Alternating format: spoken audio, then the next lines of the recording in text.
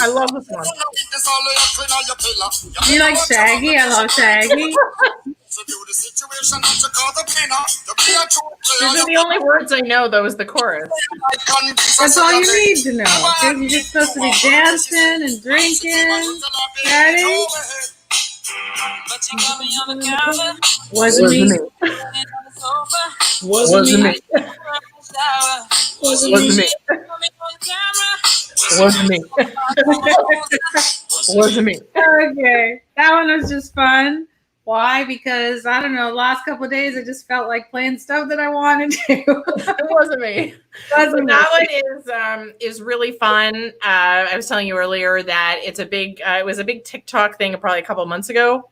Yeah. People would like take their dog and put it in the shower, put it on the counter and all of that. Then they'd like put the sunglasses on and be like, wasn't me. They're having a lot of fun with it. So it's turned into a little bit of a TikTok craze for a while. So it's funny to see some of those old songs come forward. But it was always a good song. It was a great, happy, like dancing song. But no one knew any of the words except wasn't me. It's true.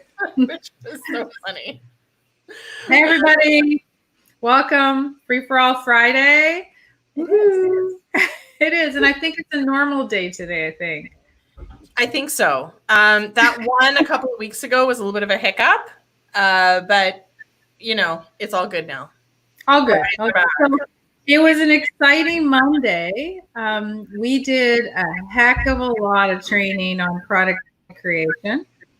Yeah. And then Tuesday we did some really cool tech tools to go with product creation. And I actually did get quite a few messages this week. And it was interesting because most of them weren't questions.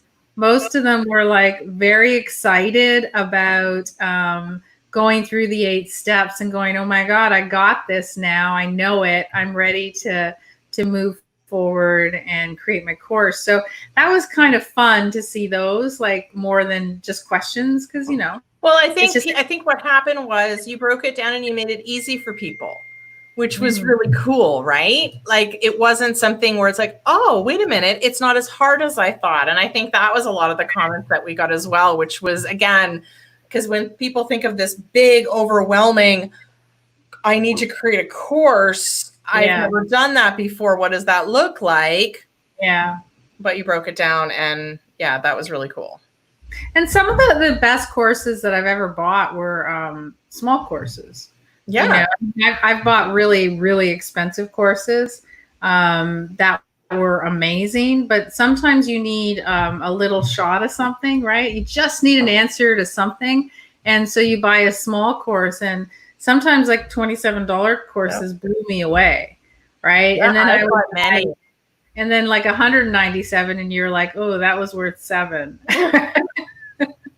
That's where it's so difficult. And I agree. I've bought a few $27, and you're right. I just need a shot of something. It's like I just couldn't just quite put that together. And they've been the most valuable because of the downloads they've given you and links and information. And you're right. I've bought ones that have been either, you know, 97, 197 or 497. And it's like, well, I could have bought that and I probably could have done better. Exactly. So if you really know your stuff and you know you've added value, I mean, there's nothing better than buying a $27 program and going, wow, because then that person that I bought from, instant credibility with me. Huge. So I was like, okay, when she puts out an offer for $197 or $297, I'll buy it. I'm not knowing if it's going to be fantastic, but I figure for what I got for $27 was amazing. So, you know, once you start establishing the fact that your stuff adds value, a lot of value, then it becomes really, really simple to start selling more programs to those same people. Well, which is why, you know, you've taught me many years ago, you know, start with that lower priced item, and people get used to buying from you. They get used to understanding that you do offer a lot of value. So when you do offer that higher price, they're like, oh, well, I can't wait to see what they're going to offer in this higher price product, because again, the lower price one was so awesome. So, and the problem I think a lot of people have is I've worked with clients that I'm trying to get to do $27 programs, or we're just using 27 at random. It could be 37 or whatever.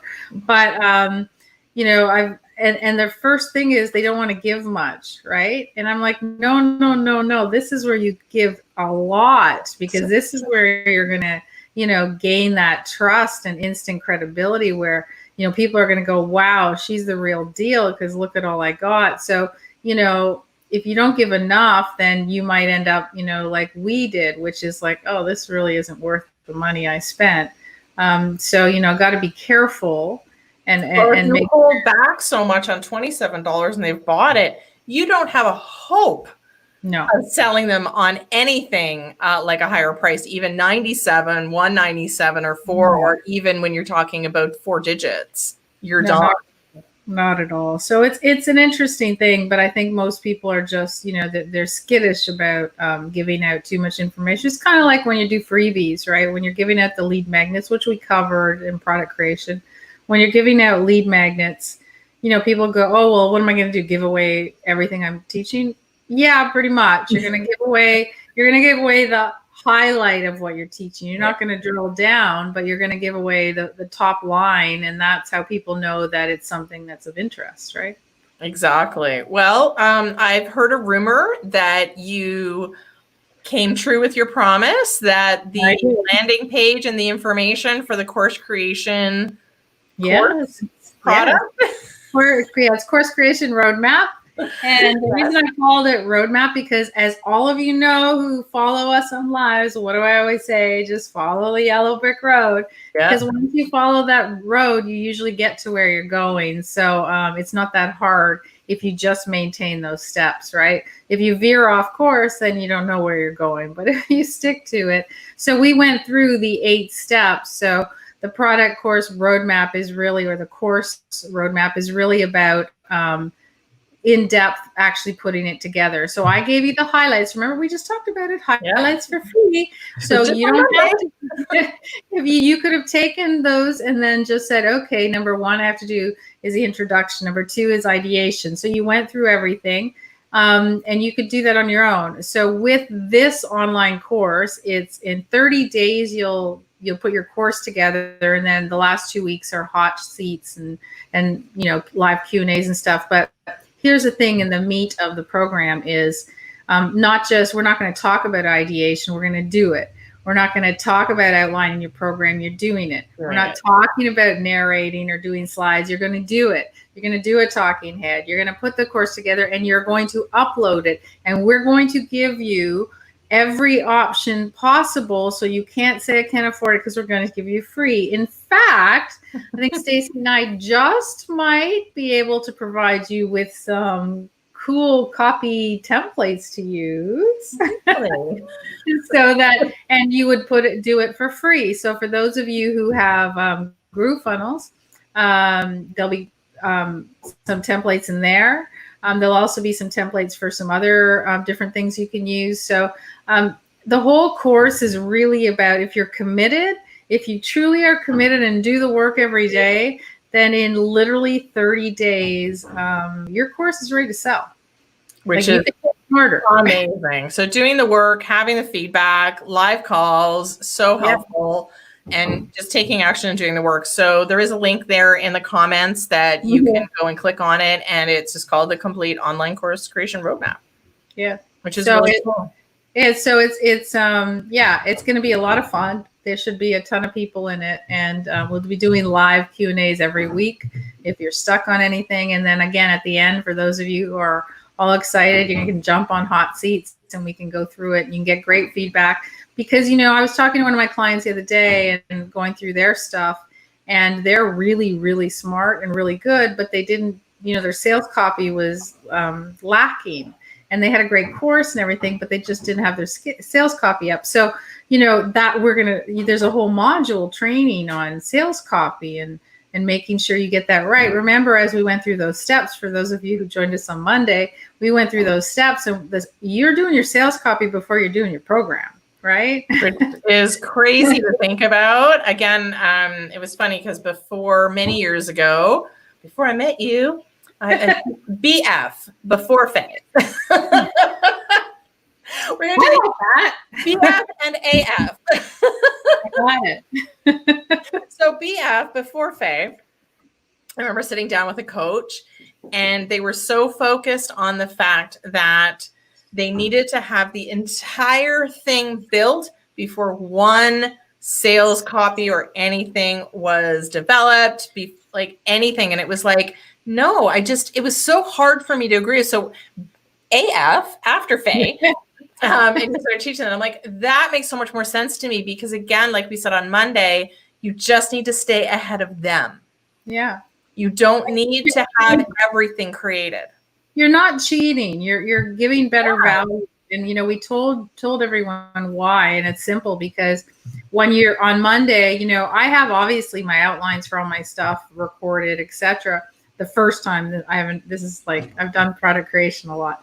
So, but here's the thing. The first time I did it on the fly, because you learn so much at each module, because you realize what people need more help on.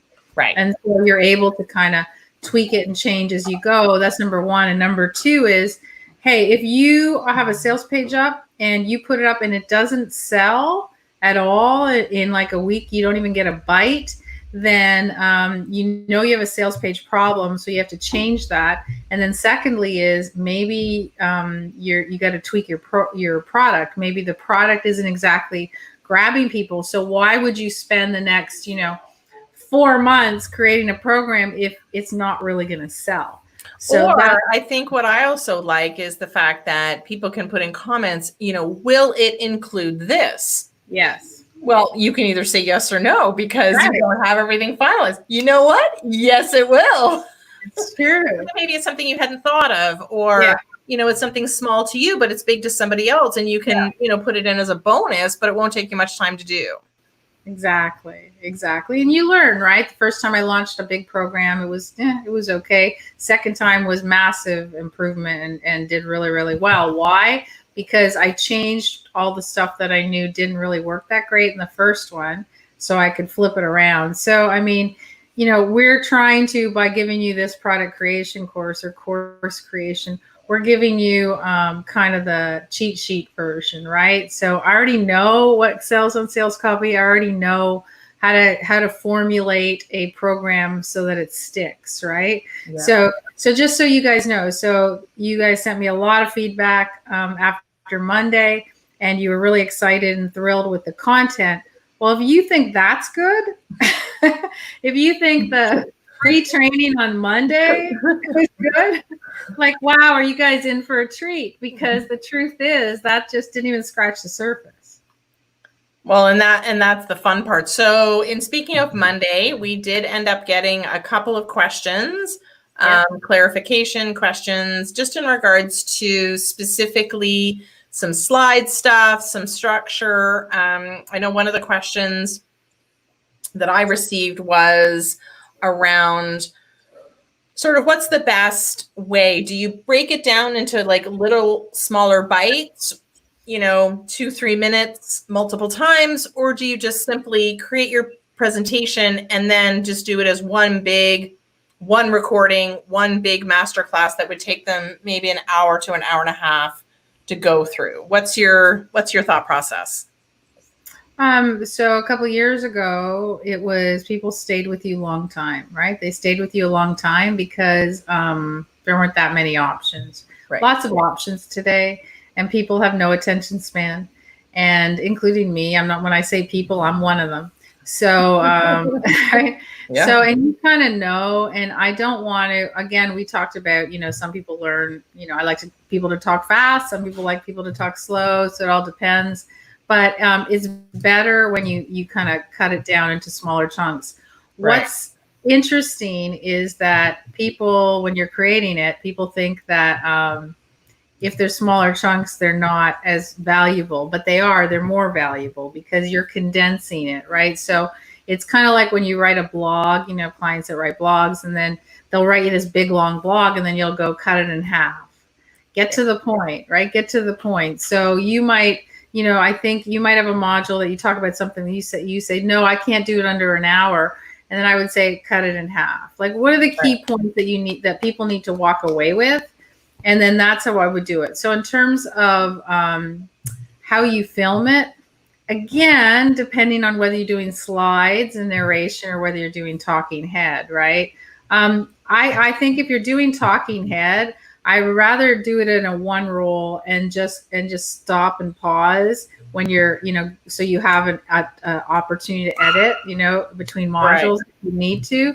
But if you're going to do a talking head the whole way, the reason I say one take is I don't like when people like change their outfits or they look different, and then it kind of throws me off because I'm trying to watch, right? So all of a sudden, like in the next thing, it's supposed to be the same class, and then they look different, their hair is different or something. It's just really weird to me. And that's again, for you NLP people, and pattern interrupt. Pattern interrupt is great when you're trying to sell something, but not so great when you're trying to follow along and learn something. Well, I was going to say, I mean, there's a difference between when you're scrolling through your phone and you want something, you want that pattern interrupt, and just stop. But when you're focused on something and something just it messes with your brain and you're confused, now you've lost. Now I'm having a hard time getting back on track. Yeah. And I mean, what do you like? So Stacy, for narration, for example, what do you think is easier to do on a technical side? From a technical side, just start talking. Mm-hmm. Like just go and pause when you take a break. But if you're going to go and start to this little part, then you're going to go change your clothes, then you're going to try to do this, then you're going to try to get back on track, then you're going to try to continue, then you're trying to, now you have to go back to the beginning and you have to splice all that together and edit it all. Are you crazy? Yeah. Like no one cares. And I find that most people, like unless you're using a teleprompter or you've taken speaker training, it's very hard for you to get all your message in. So if you do it in smaller chunks, then you don't have to worry about putting it all together. It's okay. You know what? I go from one module because when you skip from one to another and you're wearing a different outfit or if you're presenting it in a different way, I've already switched gears because now I'm going to the next topic you're talking about. So from a technical perspective, do it in smaller chunks then, and then put those in different posts within your module. Yeah, and so I'm a big, as you guys know, I'm a big fan of narrated slides. Talking head at the beginning and narrated slides, just because I can follow along better, and I don't have to listen to somebody that I don't want to listen to, right? If it's just for some reason bugging me. So I like those. The nice thing about narrated slides is you can literally do it in modules. So you don't have to run the whole thing. Because if you're following, course creation, then you know exactly what your outline is. You know exactly what points you're going to make in each module. Makes it really, really easy. So I'll give you an example. A couple years back in Mastermind City, we did a 5-day challenge, and then it's a 30-day challenge, and I had a lot of people, Stacy, Linda, a few other people join me in the challenge, and everyone was responsible for a module or a day. And sometimes they literally just did it that night before, right? Most of the time it was the night before. But when you're only doing one module, it's fairly simple to get out, which means that when you're doing 8, it's really simple too, because it's not overwhelming, because you're not like, oh my God, I have to record for 4 hours and do 8 modules. Yeah, you don't have to take that big chunk of time. No, and nobody can see you, so you don't have to look the same. Well, exactly. But that leads to another question, though, that we did get, and that's in regards to presentations, because a lot of people don't necessarily have experience creating presentations, whether it's Keynote or PowerPoint or whatever you're using. Some of the philosophies around just doing your slides and really are similar in regards to philosophy. So I know a lot of people, there's 2 schools of thought. Mm-hmm. I'll ask you what your school of thought is. So there's 2 schools of thoughts when you do slides. And one is to put as much information as you possibly can on the slide, which is whether it's putting all your points on so that people can then read your slides. And that's what you're talking about. And the other school of thought is to have a very minimalistic slide with maybe one image, one phrase, and then that's it. So that's very clean looking. And then you're delivering all the information verbally, so they don't necessarily have to focus on your slides. They're focusing on what you're saying, whereas the other are reading. So where do you fit into that philosophy? I'm a big minimalist, as everyone knows. I like to say either one or two keywords or a picture. And I just think it is incredibly impactful. Why? Because when people are staring at one picture, it has to have a relationship to what you're talking about. Okay. Right. But when people are one picture or your keyword that you want to get across, their memory of it will be really, really strong. But if you write 14 different points, they're never going to remember it. There's nothing worse than seeing that. If you write 14 points on your keynote slide, you don't need a video, presentation. You can just give them a book, because that's what they're doing. They're reading, right? So I go back to the same book I've always quoted. There's a fantastic book that I read a lot of years ago called The Presentation Secrets of Steve Jobs. It wasn't Steve Jobs that wrote it. It was someone else that wrote it. That's when my philosophy changed I grew up in corporate, right? So I grew up with a million points on slides, because that's what you're taught in corporate. Well, that was back then. That's what you were taught. Yeah. So, and then I read this book, and Steve Jobs was, if you've never seen a presentation by Steve Jobs, go look it up on YouTube. And he would put up one picture of an iPod at the time, and he would talk for like 40 minutes on it. And it was incredibly powerful, because you listened to him, because there wasn't anything to distract you, and you remembered the picture he used. He used to, his presentations were, he talked for hours when he presented new products, and he would work, he worked very hard on presenting, and he would work like 400 hours just to perfect his one presentation. So I learned a lot. It's a great book for those of you. I think it's called The Presentation Secrets of Steve Jobs. I can't really remember. It is in all my courses. So anytime I do a course creation, I put it up there just because it's fantastic. There's lots of different books on presenting, and you have to, feel what's right for you. But the truth is, if you're narrating, you can have one picture, and then you can have your presentation notes underneath it that people can't see when you're recording. You'll learn all those tricks in the course, and then you'll be able to, go ahead and do the same kind of thing. But think about, like, who wants to read all these points? Well, I think the challenge that I have with that particular model is the fact that they're no longer listening to you. Your brain cannot multitask that much. So you can't fully listen to the presenter's message and read the slides. Exactly. It's just impossible. So I know back in, when I first started, I used to put all the information, because then, see, I didn't have to memorize. Right. I didn't have to know my stuff. I just had to read my own slides. Yeah, and there's nothing worse than that. Like, if you can't, remember, we went back to the whole, when I teach speakeasy, it's the same thing. Like, if you can't get up there for an hour and talk, then you shouldn't be on that stage. So it's the same thing with your presentation. Look, no matter what you're teaching, there's some stuff that's a little more involved, and you want people, like, you can't remember everything if there's like some number of some products or items or whatever calculation. Yeah, there's a statistic. That's a different story. But if you have to understand that you have to have the confidence to say, I'm going to put up, one picture and be able to talk about it. And that's it. So Catherine's trying to create her presentation in Canva. Yes. So that's great. They have a lot of templates, but again, you'll also notice on Canva that their presentation templates, again, are very minimalistic. Very. And they have, you probably know, if you're on Canva Pro, I think it's only Pro, you can download it, right? You can download to PowerPoint, or you can actually you can write your presenter notes right onto their presentation. So really interesting stuff. There's not a great way to download it to Keynote.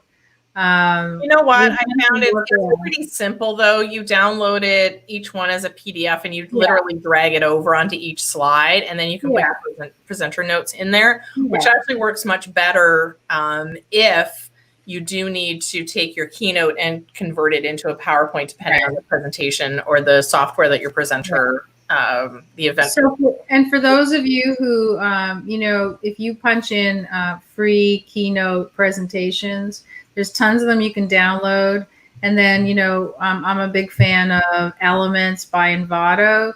And they have, if you go onto their unlimited plan, which is just a yearly, I can't remember, $100 or something, you can just download as many as you want. And they're beautiful. And you might, like, sometimes I look and go, oh, I really like that because I want to make something different, for someone. I remember my friend of mine who's still in corporate a couple of months ago texted me. She goes, oh, I have a new company. I have to do a presentation. Can you make me a template? And I'm like, sure. So I sent her one and she was like, oh my God, the president was blown away. He'd never seen anything like it. And I just kind of laughed because I just downloaded it from Elements and then tweaked it. I put her colors, her branding and stuff. But you can make things really nice. Don't waste your time on too much on that, because a black and white with really good information is way better than fancy with no information. Well, that's the fascinating part. And I know when I first started doing presentations back in my corporate world, I'm like, I need to put as much information as physically possible. Yeah. Every single centimeter of that slide was used, and branding? Nah. Yeah. It was literally like throw up as much information as you can on that slide. And it's interesting though, because when you start to practice and when you do start to get better and you do know your stuff, you realize that actually that's not good. No. So there's a rookie when every single slide has their name and a URL and their branding. That's a rookie mistake, just so you guys know. You need to have it on your front cover and you need to have it on your end slide. But here's the thing. If it's free, no problem. Brand anything you want because it's free. But they paid for your course. They already know who you are. They know your URL. You don't need to tell them again and again and again and again and again. Like, it's so rookie. You love those ones. It's like the left corner is their logo. Right. The right corner is their photo. The left corner is their website, and the right bottom corner is their tagline or their hashtag or their social media on every single slide. Right. Yeah, don't do it. Don't do it. Not important. Even when you go, if you guys know, if you go to a conference and there's people there speaking on stage, good speakers don't usually have very many slides, if any, right? Usually they don't. But same thing, a good speaker will flash his name on the screen once and his URL, and that's about it, because you're in there. They're listed already. They're in the program. You're there at a conference. You know who they are. If you really like them, you can Google them, right? Which is my business card, right? When somebody asks for my card, I always say, just Google me, and I show up.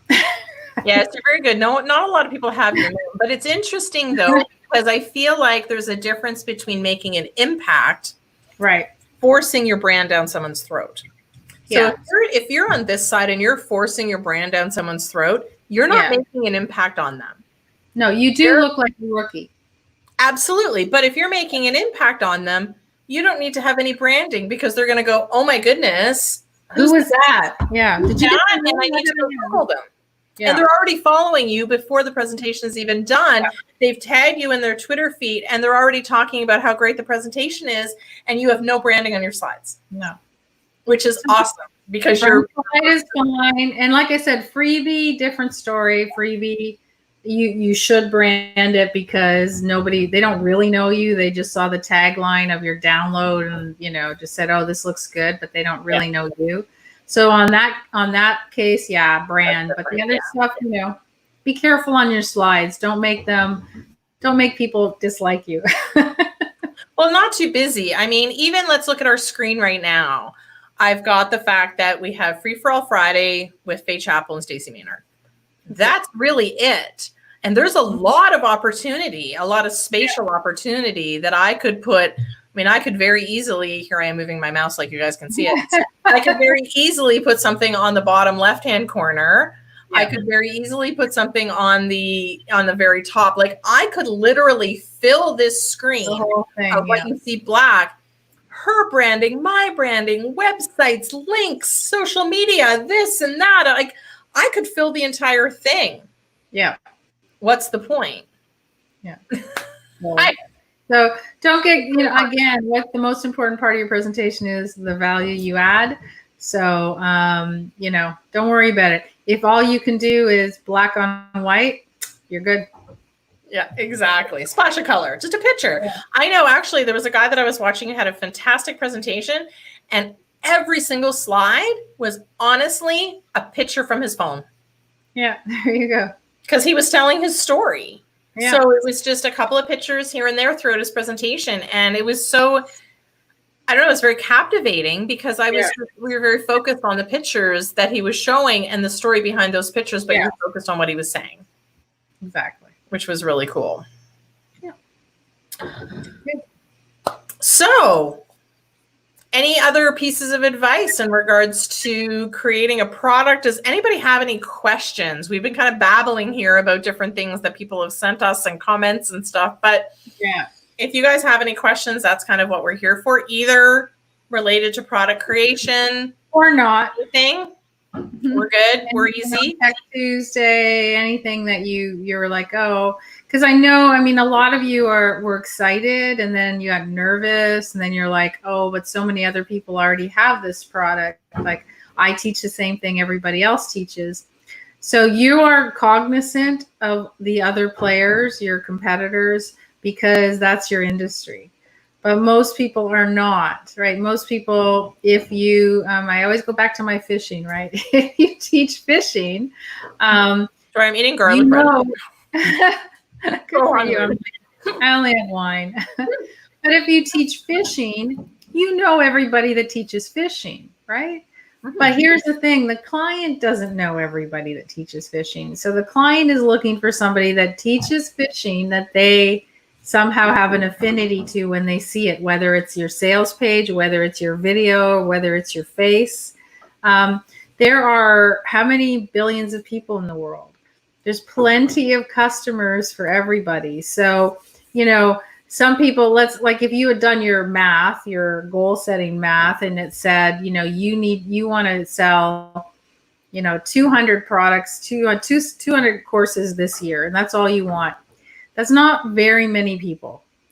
There's easy to find 200 people in the whole wide world who would buy your course over, your competitors. So keep that in mind because remember, again, you're only cognizant of what you see, and kind of because you're looking for those competitors. Remember, you're getting retargeted, right? While you're scrolling in Facebook and Instagram. So you're going to be flooded with only those, but nobody else sees them. I think that's the fascinating part. Again, going back to the BF, before Faye and after Faye. So, liking this terminology. Yeah. But I think that's really interesting because I think when you're so connected to your industry, you forget that not everybody else is seeing all the same stuff. So I remember you giving me the piece of advice, AF, after Faye, as you came to me and said, well, Microsoft just bought LinkedIn. Where's your article? Where's your take? And I'm like, everybody on the entire planet is talking about this. And they said they're only talking about it in your world. What about your people? What about your followers? What about all of that? You need to rate it from your perspective because you're the person that's been talking to them. And you were absolutely right. So I look at it from that perspective and give that advice to everybody else that, here I am, or you are, like, we're in the online digital world, online marketing. We're flooded with all of this stuff. We know that we're getting retargeted. Yeah. I'm like, did you see that ad? And she's like, yep, saw that in there on that email list. We're good. But you guys are not. And you don't need to be. You've got us, which is great. Yeah. But your people don't know the same information that they don't have access to all the experts that you do because you're following everybody in your industry. They're not. And so, course or product creation, there is a million courses out there. There are free courses, there are $10,000 courses, and there's everything in between. So there, the question is, which one do you gravitate to? So for me, it's always simple. Look at what other people are doing and then say, okay, what's my take on it? So, my take for the course creation is different than others. And we talked about it on Monday, where I start and where I finish. If that's not what you like, and you just want to dig right into the course and not have to do the goal setting and math and all that stuff, go somewhere else. Right? Yeah, exactly. Because there's plenty of opportunities. So it's the same with your course, right? Whatever you give to somebody, your rendition of it is slightly different, right? It's kind of like, when bands do covers, right? It's the same song, but they do it differently. And some people love it and some people hate it. And it's your take, which is really cool. And I think what I've learned along the way is how I can put my own personality into it. I can put my own experiences into it. I can put my own knowledge into it. And the way that I explain it is going to be different, right. Which is really cool. So the way that everybody explains a topic, and that goes back to being authentic and being you and explaining it in your way, not the way that other people are doing that. If you're just copying somebody else's course, well, that's easy. But it's not going to do as well because I'm going to go buy the original. But if you're explaining it in your way. And if you do copy it and then you have to do lives or Q&As, you won't be able to answer any questions. Exactly. Right? What do you mean when you said that? And you'll be like, right? So I didn't have I went through my steps on Monday. I didn't have a teleprompter or anything to tell me my steps because I know my steps, right? So script in front of you? Yeah, not yet. Not here. Maybe give me a couple of years, I get a little bit older and it sets in. I can't remember everything. Maybe it's true. So exactly when you're giving it in a way that makes sense. You're giving it in a way that makes sense for your followers. You're giving it in a way that just is part of who you are and the way that you explain things. So even though, let's take fishing as an example, the way that you're going to explain how to use a fishing rod, maybe you can speak my language. Right. But maybe that other fishing guy over there is talking to me in terms that I don't even understand how is there a worm involved? Right. Is there a hook? Do the fish eat the worm? How exactly does that work? Right. So, but you're telling me, you know what, this is, and you're speaking my language, you're speaking the way that I want to be taught. Right. So I think that's where you need to sort of change the narrative in your head to be able to go, no, this is why I can do the course that everyone else is offering, because I can do it in a unique way. Yeah. So it's, you just have to have the confidence that you understand there's it's a big, big world. And your knowledge is useful, and people will buy your program. And please do not buy fishing advice from either one of us. No, just say. And the only other question that I get a lot, and I did get it this week, was simply about pricing. So there's, we talked a little bit briefly about it Monday. There's a whole structure to it in terms of what you're offering. But it comes down to the price isn't about how long the material is or how many hours or, how pretty it is. It comes down to the value of it, number one. And number two is, what was the goal that you set, right? It's very intertwined to what you're trying to achieve. So, if you're trying to sell just a few at a higher price point because this is the number you need, okay. If you want to hit masses, you have to sell at a lower price point, right? If you think that you want to sell to 1 million people and not 200. Right. So there's a strategy behind that. It isn't like you can't come to me and say, I'm doing a course on stress relief. What should I charge? I don't know. Like that, you could charge free and you could charge $10,000. It really depends on what's involved and what you're trying to achieve. So that's it sounds like a dry course when you read, that module. It's a really, really important one. And people don't spend enough time doing it. You know, when we do, when I do a new year, new plan program or goal setting, people sort of think it's going to be really boring, and then once they do it, they go, "Oh my God, this changed my plan ahead," because you took the time to actually really think about things and figure out how they fit into your entire year. So it's the same thing with this. How does this one program fit into what you're trying to achieve, right? And don't discount when you do start some online programs or anything like that. Don't discount some of those initial modules. I found, I fail those Introduction because I want to get to like the meat and potatoes of it. And you want that like me. Important. I'm the one that skips to the back to find out how to solve my life's problem, because on the last page it's going to be there. You don't. Or I'm also the type of person that will. Okay, so I'm reading a book. I'm into the book. Did they die? Did they stay alive? And then I'm good. And then I go back and I read through. But it's more important to do the work in the beginning to really understand where you're going to fit into everything. So any online course that you do, if there's a reason why they're there.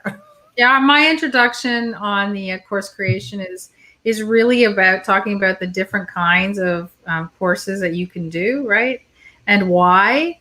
That's key, because you might think and then you realize after you see that, you go, oh, there's actually this, and this that I didn't even think about. So don't minimize the impact of introductions. Exactly. Right? So Linda has a question. Popped up on the screen. When you're creating a new course, how do you break down what you include when you have a ton of information to share? How do you know what's the most important pieces to share and not? Well, again, we have to start with the goal. So what's your goal? How much you're going to charge, and what's the value? So your course is about what? Transformation, right? Every course is every single course, everything out there is about transformation. You're taking the client from A to ZZ. That's our new way of saying it. ZZ. We have people that listen to us from everywhere, so it's just ZZ. A to ZZ. I love that. So when you're doing that transformation, you're bringing them down that journey. You got to remember, well, how do I get them to the shortest amount of time to experience that transformation? So remember, we talked about cutting those blogs in half, right? Yeah. Cut out all the filler. People write a lot of filler in their stuff because they somehow think that sounds more important. It doesn't. Well, that was my Wisdom Wednesday. Don't say 7 words when 4 will do. Exactly. But however, I'm just going to push back on that, because I did get a comment that says, but I like to include a lot of detail.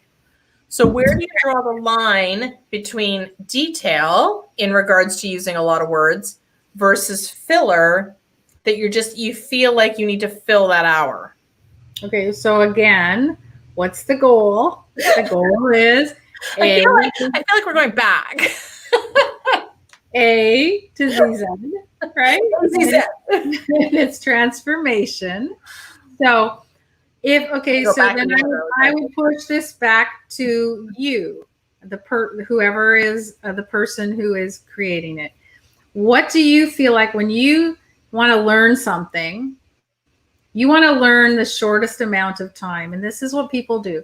You want to learn it in the absolute shortest amount of time. You want to master it. You want instant gratification. Yes. Don't bullshit me and tell me you don't, because you do. You want to learn it the shortest amount. Here's what happens when you master something. You go, boom, boom, boom, I got it. And then what do? You go, oh, I wonder if I could make it better. Right? So what you're going to do is you're going to give them the A to ZZ transformation, the least amount of time possible. So you're going to kick all those key moments, those key transformation, the learnings. You're going to do it all. And then you can give them, if you want to give them detail, give them bonus modules at the end. Right? You want to pontificate? It's a bonus module at the end for those of people who really want the detail. But when I write, for example, if you guys see my posts on Instagram or whatever, my post is my blog. So that's all I write on my blog. It's short and sweet. It's about this. I only want to give you, boom, the highlight, because if I can get my message across to you in a couple of sentences, I've done a really great job. So don't forget, this is a really, really key point. The better you are at something, the shorter the time it takes you to explain it. Can you just repeat that? Because that's a really important line. The better you are at something, the less time it takes you to explain it. So if I was going to teach somebody to do something, if I can teach them in a split second on how to do something, it's because I'm that good at teaching. If it takes me an hour, I'm not so good. I have not pared it down. The best thing you can do to pare things down is to just keep writing. Write those Instagram posts, write those Facebook posts short. So if you have an idea, we do Wisdom Wednesdays. We both have ideas, right? So my idea this week was that it's okay to not be okay. Right. I think you get the gist of that in my front line. I think if you never read the rest of the post, it would tell you what I'm trying to get across, right? Yeah. So I know, boom, I got you. If you read it, that's the detail, but essentially I told you exactly what I think in one line. That it takes practice. Why? Because people think they have to weave a story through everything. We're not here to make a movie, right? If I want to watch a movie, I want detail because that's a movie, right? That's why, Netflix series, which I love, but you get caught up in these Netflix series that are like 9 and 13 episodes, and what you realize is they could have made that into an hour and a half movie, right? I was just gonna say, you watch this 3-hour movie, I'm like, that really could have been a half an hour. So not that I'm here for 3, but that's okay. It was all in the detail.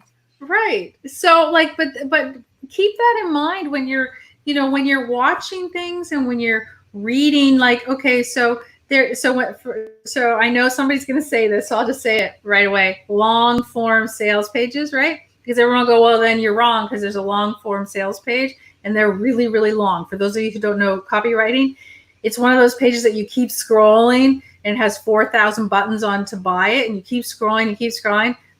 It's not about detail. That's about keeping you on the page until they wear you down until you hit the button. Well, I was just going to say, because what I like about those pages, yes, they're long form pages, but they have multiple call to action moments. Multiple. So if I'm the type of person, which I am, I'm in, I saw the value, I can click the one that's read. I don't have to read all of them. Me neither. No. If you're the type of person that needs a little bit more detail, boom, yeah. I give you a little bit more detail. There's the button. You don't have to read the rest, but there's people who want all the absolute little details. And we're good for that. You can click the button that's at the bottom of the page. So to me, those satisfy all the different types of people. Absolutely.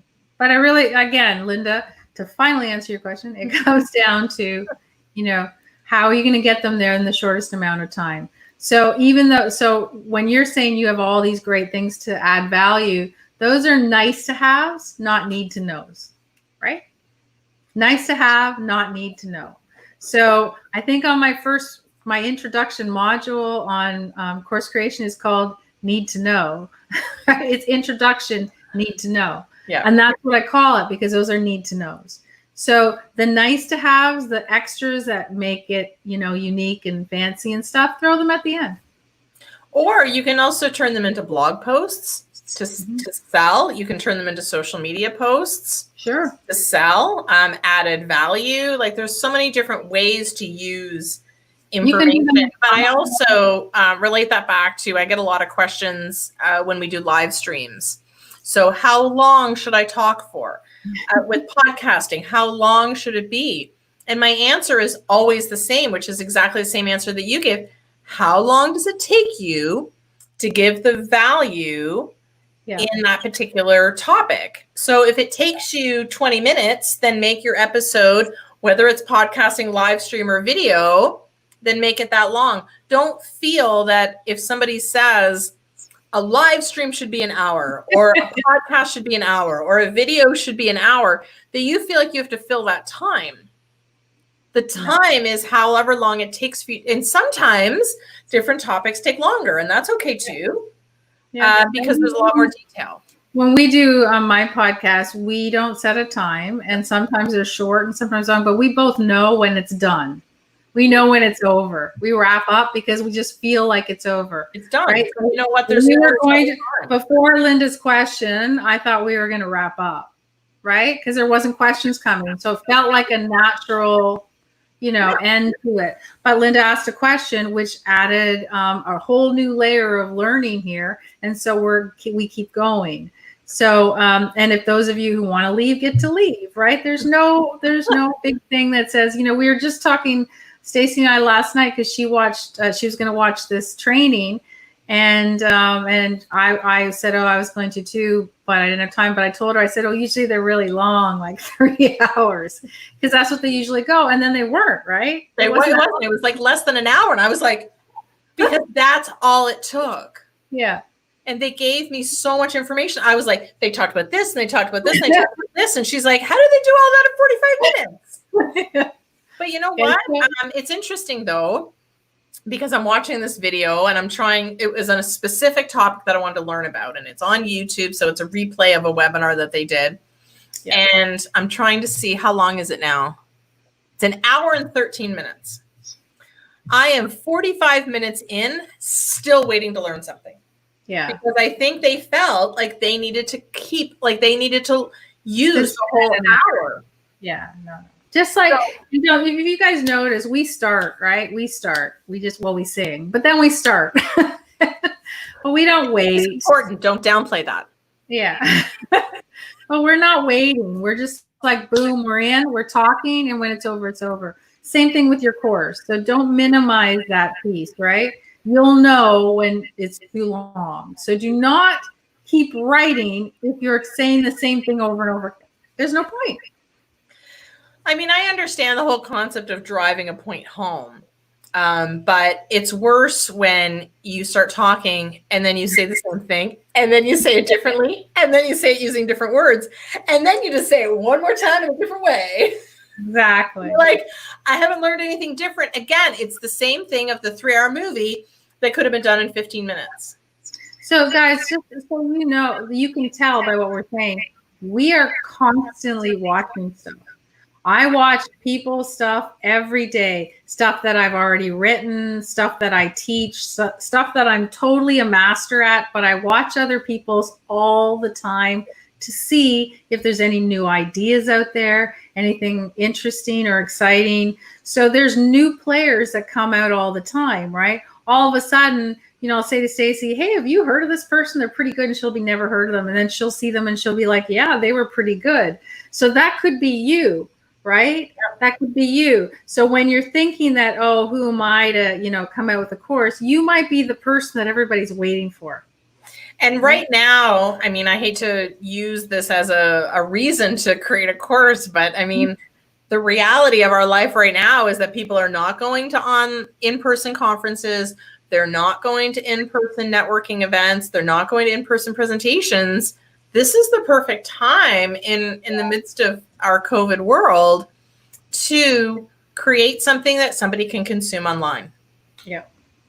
So if that's it, and that's all the questions we have today, then remember the whole point of all of this is to get you guys started. So we want to make sure that you dive in, whether you're going to join us in the course creation or you're going to review all the stuff we did and go find out information, whatever it is, just start. Even if it's a little tiny mini course or mini challenge, start somewhere so that you can, start on the hamster wheel.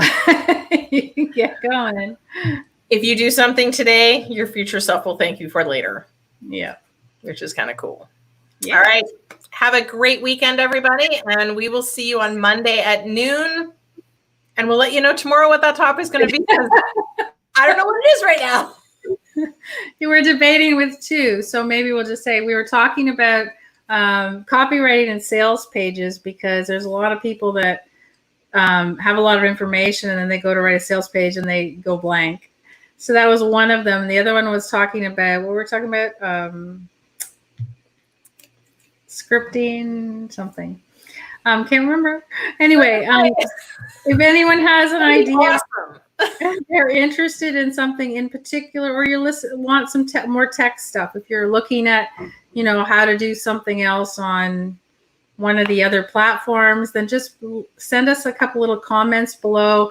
Prefer that to direct messages, because Stacy's better than me, but we're both not that great at reading all our messages. So yeah, put the comments below. Any suggestions that you have. We make a decision on Saturday around what we're going to talk about on the Monday. We're happy to talk about whatever topic you want to talk about. Absolutely. So, okay, guys, have an enjoyable Friday night. And we will see you on Monday. Bye, guys.